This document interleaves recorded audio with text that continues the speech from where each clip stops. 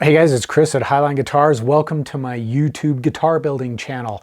Today's video is going to get posted a little bit later than usual. I've been involved with a major guitar building project over the last couple of months, and it's kind of fiddled with my schedule to the point where on some days I've really struggled to get my videos edited and then posted up. I can't tell you how many times I've been up past midnight trying to get things done so that the video would go live the next day. Typically, I post videos twice a week. On Tuesday at 9 o'clock in the morning Mountain Standard Time, and then on Friday at 9 o'clock in the morning Mountain Standard Time. So as luck would have it, as I was completing this huge project, I just ran out of time. So the project is basically done, and I'm hoping I can share that project with you in the not too distant future, but we'll see. In the meantime, however, I have managed to put together, or I'm in the process of putting together, just a quick tool review. And the tool I'm going to be talking about today is a fret hammer. Before I explain that, I should mention that probably for the past 5 or 6 years, I've been installing all of the frets into my guitars using a modified half-ton Harbor Freight fret press. And it has a caul that is installed into the press. And then I've got all the different size inserts depending on the radius of the fretboard. I've got, I've got a 7 1/4. I've got a 9.5 inch, 10 inch, 12 inch, 16 inch, a 20 inch, and I think I've got a 14 inch one in here. However, there can be occasions where I can't use my fret press. One would be if, for some reason, the neck is already glued into the body. Obviously, I can't use the press to press in my frets where the fretboard is over the body because I don't have the depth of clearance in the throat of the press to be able to do that. Another instance would be if the fretboard has a radius that I don't have a caul for or an insert for. Even though I've got a good range, the insert has to have a radius that precisely matches the fretboard. I can run into some trouble. And that's what happened to me on a recent project. I had a fretboard which had a radius of 13 inches. Well, I couldn't use the 12-inch radius and I couldn't use the 14-inch radius inserts. They just didn't work. I did a test on some scrap because I was kind of suspicious that there might be a problem. And I found that with the 14-inch radius, when I would press the fret into a 13-inch radius fretboard, the fret would seat in the center properly, flush with the surface of the fretboard, but the ends of the fret were kind of sticking slightly up out of the fretboard. So then I tried a 12-inch radius. Well, that pressed the fret ends flush with the surface of the fretboard, but the center was bumping up a little bit. It was not seated flush against the fretboard. So I decided, okay, I'm going to have to tap these frets in with a fret hammer.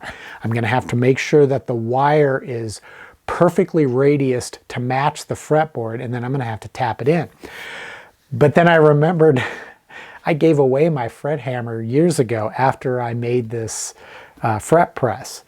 So I had to shop for a new fret hammer. Since I was going to need a fret hammer right away so I could keep the project on schedule, I checked out Amazon so I could take advantage of my Amazon Prime membership and hopefully get a fret hammer shipped to me the next day or 2 days, whatever, as soon as possible.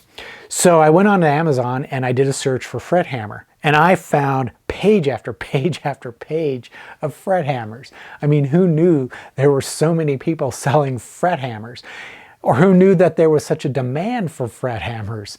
I never would have thought it. But one thing I did notice is that there was one specific type of fret hammer that was coming up over and over and over. And that is one just like this. It's a very small. Basically, it's like a miniature dead blow hammer. And it has two heads, a transparent yellow urethane head and then a rubber head. Now I've got a larger version of this hammer, and my experience with that kind of made me a little bit concerned that this type of head isn't really going to do the job of tapping in the frets. There's just not enough weight in the head. So you'd have to use quite a bit of pounding force to get the frets into the slots. And I like to use just a light touch when I tap the frets in. What I really wanted was a brass head. And there were some brass heads on there, hammers with brass heads. And I was considering one of those, but then I came across another version of this exact same hammer, but it wasn't being described as a fret hammer. It was described as a gunsmithing hammer. And the difference, the only difference between the gunsmithing hammer and the fret hammer was the fact that the gunsmithing hammer came with a couple of accessory heads, an aluminum head and the brass head. This is the one that I needed.